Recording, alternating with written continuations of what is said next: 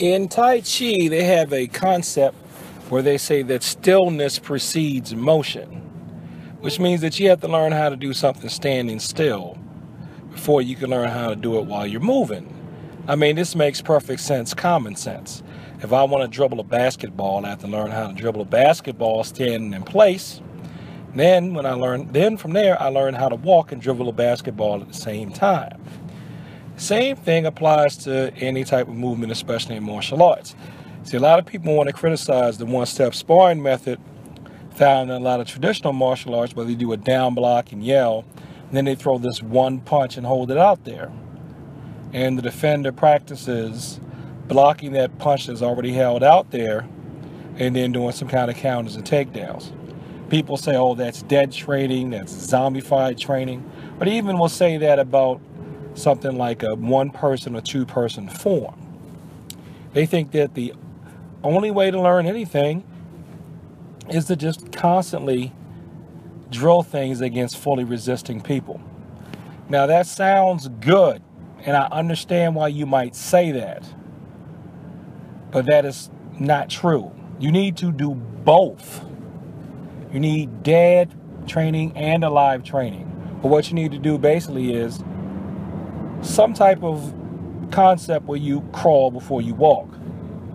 You practice against that hand that's held out there until you get the timing of it. Then once you do that, you have the person offer you some resistance. This is some revolutionary new concept I've come up with. This is pretty much how you learn practically anything. The equivalent of stressing alive training would be like only letting people learn how to drive by putting them behind the wheel of a car and letting them go out there in traffic. And just let them crash and kill people.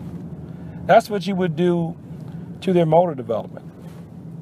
Now, some of us who have been in environments where pretty much all you do is go through basics and spar. I came through an environment like that, and I got to be pretty good from that.